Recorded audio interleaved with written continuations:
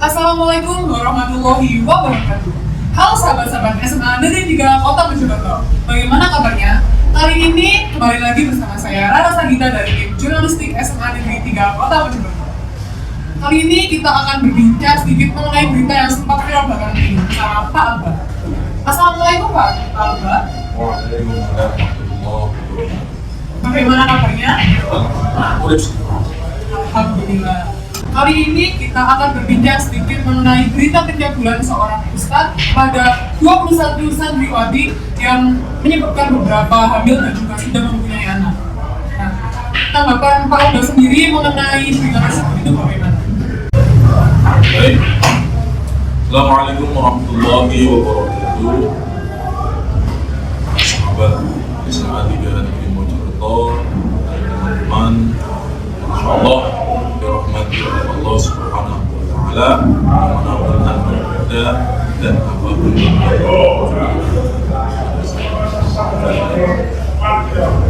alhamdulillah syukurillah wassalatan ala rasulillah sayyidina Muhammad amma ba'd.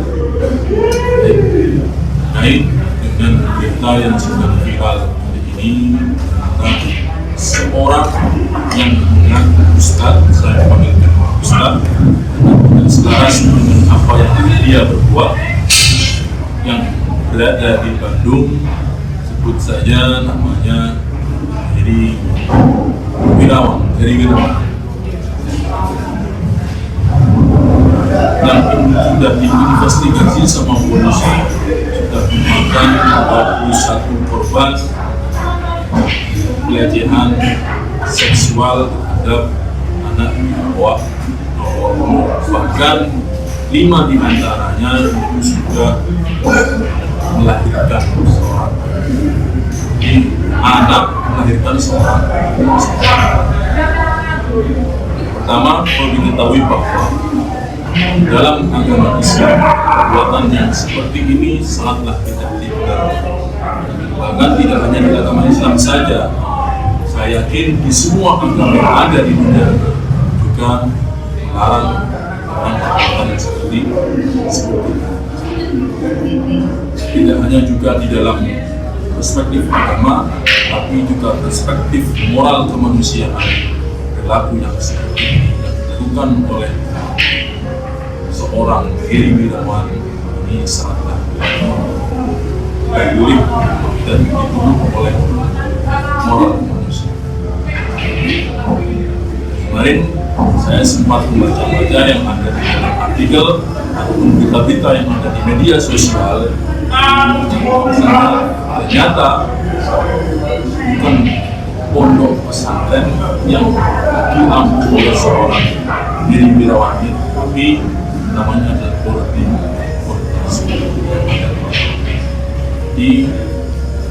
ini harus kita haruskan.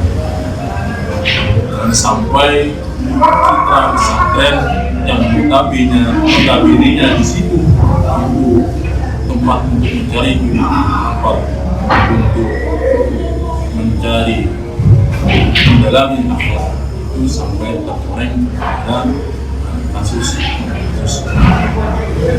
Jadi tentu kita semua marah dengan seluruh elemen yang ada, semuanya yang ada di sini itu marah ketika mendengar kasus bahwasanya ini sangat tidak dibenarkan dalam Islam dan semua agama dan juga moral manusia. Ini sangat dikutuk oleh agama dan juga dilaknat oleh moral seperti itu. Dalam Islam saja tidak diperbolehkan. Apakah ada hukum dan dalil dalam Islam melakukan hal tersebut? Baik, dalam perspektif hukum Islam ini berlaku yang namanya wa yas'auna fil ardi fasada, artinya bahwasanya ini sudahlah merupakan kerusakan yang sangat besar, dan ketika ada kerusakan yang sangat besar dilakukan seseorang, hukumannya yang setimpal itu adalah ayyuqat talu, itu adalah dibunuh.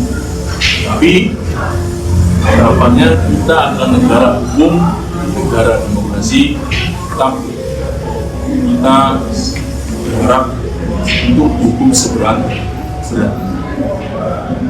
Makanya kami mendorong, mensupport pemerintah harus ada undang-undang yang berlaku tentang terkait pelecehan seksual, undang-undang tentang tindak pidana kekerasan seksual atau bisa disebut dengan PPKS, supaya ada proteksi, supaya ada pengawasan terhadap kasus-kasus yang seperti itu. Ini perlu diadakan di Indonesia khususnya, dan juga sebagai kita umat Islam, sebagai pengawasan lembaga-lembaga yang mungkin ada celah untuk terjadinya sebuah kasus yang seperti ini. Tapi kita harus waspada.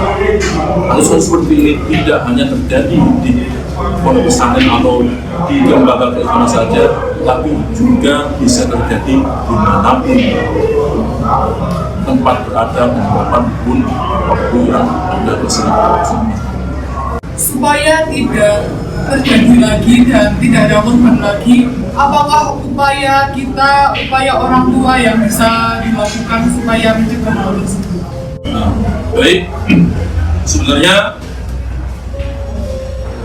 untuk usaha pencegahan bagaimana supaya kasus-kasus seperti ini tidak terjadi, sebenarnya bukan hanya tugas orang tua saja, tetapi tugas seluruh elemen yang ada, juga tugas kita semua. Bagaimana cara pendidikan, bagaimana circle atau komunitas kita, komunitas yang baik, bagaimana kemudian lingkungan kita yang baik, perilaku yang baik, pakaian yang baik, dan lain sebagainya. Jadi sebelum itu, edit ya.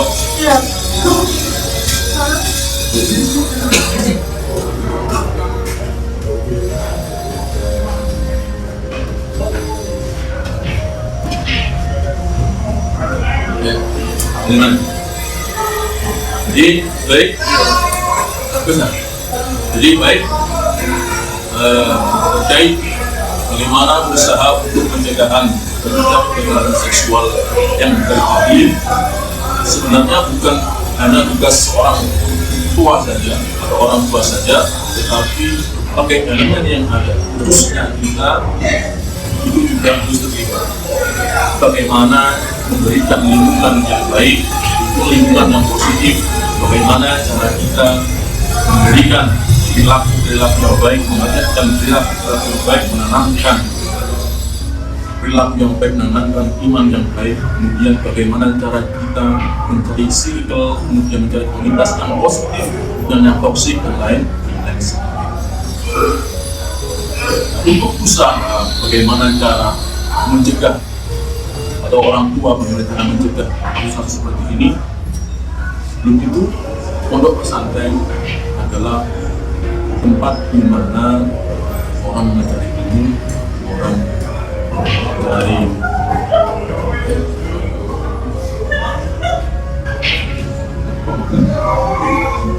edit ya? Iya.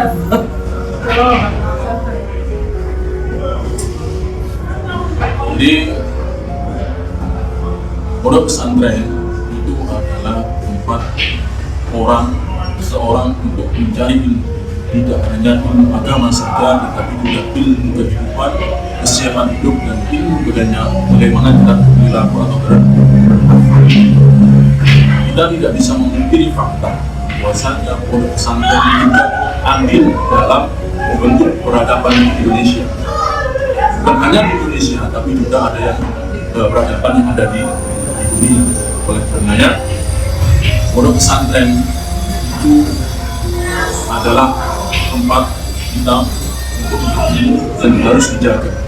Tapi ironisnya, dewasa ini banyak sekali karena giroh atau semangat memberi Islam atau suatu agama seseorang itu sangat tinggi, masyarakat sangat tinggi. Jadi ini dimanfaatkan oleh para pembantu utama pesantren yang kurang amanah. Contohnya pesantren dikomersilkan, dan kemudian pesantren juga terjadi kasus yang seperti ini yang digunakan oleh nafsu untuk menjadi kasus seperti predator kekerasan seksual yang seperti ini. Kembali lagi, bagaimana cara usaha orang tua untuk menjaga kasus ini terjadi. Bagaimana caranya? Caranya ketika seseorang mau memondokkan anak atau saudara yang mau memondok di sebuah pesantren, kita harus observasi dulu, harus survei dulu bagaimana pesantren, latar belakangnya bagaimana, kemudian kiainya itu sanatnya seperti apa, kemudian lingkungan pesantren seperti apa, dan juga sistem pendidikannya seperti apa. Kita observasi dulu. Kalau di situ sudah bagus dan baik, insya Allah tidak akan atau cepat untuk terjadinya kekerasan seksual itu akanlah sedikit dalam arti penanganan medis. Ini cara menjaga bagaimana orang tua selektif dalam memilih protokol pesantren. Tidak hanya itu saja, itu ikhtiar kita jangan lupa, ikhtiar itu berbarengan dengan doa. Tetap kita sebagai orang tua, kita sebagai orang yang menuntut ilmu itu tetap harus mengandalkan doa dan ikhtiar. Orang yang berdoa saja tanpa ikhtiar adalah sia-sia, sedangkan orang yang ikhtiar saja tanpa doa adalah sombong. Makanya ikhtiar dan doa harus berjalan dengan seimbang. Karenanya kesimpulannya tetap kita harus preventif mencegah sampai kejadian-kejadian seperti ini itu terjadi lagi, dan jangan sampai kita sebagai penuntut ilmu khususnya di pesantren menjadi orang yang ilfil terhadap pesantren, padahal bukan pesantrennya yang buruk, tetapi orang-orang pemangku pesantren yang diamanati oleh Allah Subhanahu wa Ta'ala untuk mengatur pesantren yang tidak amanah, yang diganggu oleh setan untuk mengikuti nafsunya, yaitu dengan salah satunya kasus yang seperti ini. Mungkin itu saja yang bisa saya sampaikan. Pesan saya, tetap berdoa, tetap berjaga, tetap juga kita berikhtiar supaya diberikan kehidupan yang baik, kemudian supaya barokah ilmu kita, dan juga supaya barokah kehidupan. Itu tadi adalah sedikit penjelasan mengenai kekerasan seksual dari Pak Alba. Kesimpulannya yang kita dapat yaitu, jadi kekerasan seksual bukanlah ajaran agama Islam, bahkan seluruh agama yang ada. Dan moral kemanusiaan pun menolak perilaku seperti ini, karena perilaku yang seperti ini akan menciderai kemanusiaan dan merusak agama. Dan usaha preventif ini adalah tugas kita semua. Dari berbagai elemen yang ada, bagaimana kita berperilaku yang baik, moral dan pakaian yang baik, mencari lingkungan yang baik, komunitas yang positif dan circle yang tidak toksik, dan lain sebagainya. Sekian perbincangan kali ini saya dengan Pak Alba. Mohon maaf bila ada salah kata. Sampai jumpa lagi. Wassalamualaikum warahmatullahi wabarakatuh.